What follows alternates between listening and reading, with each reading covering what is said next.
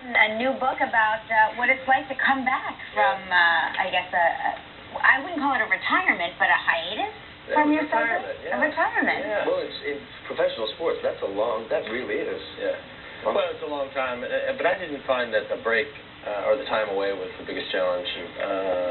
I mean, I'm 30. I'm the oldest guy out there now, so I left when I left the sport 3.5 years ago. I was close to being the oldest, and now I'm officially the oldest one. Right. Do you think when you came back, the other riders were like, oh, right? I think they. What is he like? There was one rider that thought that, but right. I think most of them were really surprised. I think initially they thought it was sort of like a bad. We announced it in September, so they thought it was like really late April Fool's joke or something. Right. Sure. It was just unreal for them to think that anybody would do that, but.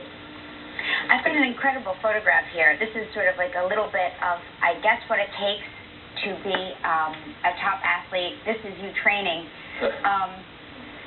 I don't know. I would picture you just riding a bike or taking a spin class as you're training. Not many spin classes.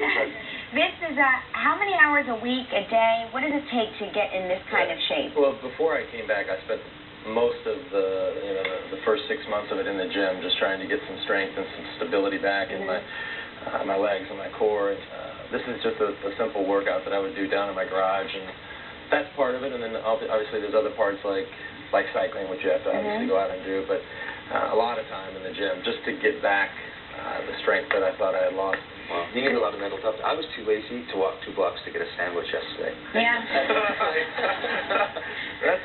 And you're going to the gym. Rockstar cyclist. Yeah.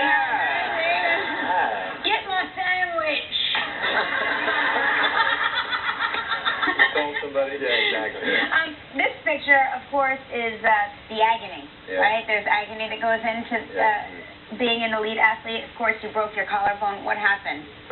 This was at a race after a crash from a race in Spain in late March, early April. Never really, knock on wood, never really broken anything before in my career, but this was my first serious crash, which I was laying on the side of the road in sort of the middle of Spain, in the middle of nowhere, and I reached over and felt my collarbone. It was just...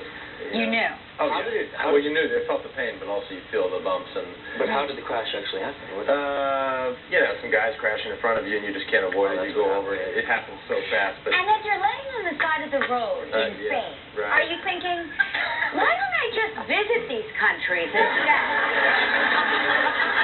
They have good wine here. I hear there's a social scene. What am I doing? You're pretty close to what I was thinking. I really thought, what the hell am I doing here? Right. I've got 3 beautiful, healthy kids at home and one on the way, and I'm sitting here on the side of this road, and I'm in pain. I don't know what hospital I'm going to. I don't know what the care is going to be like. I want to go home. Right. I'm old. And you think of all these things, and it's never happened before. It's a real shock. So I was about to bail on it. Do you ever hear the theme from Rocky playing in your head? I would think the theme from Rocky plays in your head 24/7. It doesn't. It doesn't? No. Well, Lance, thank you so much for being here, sharing your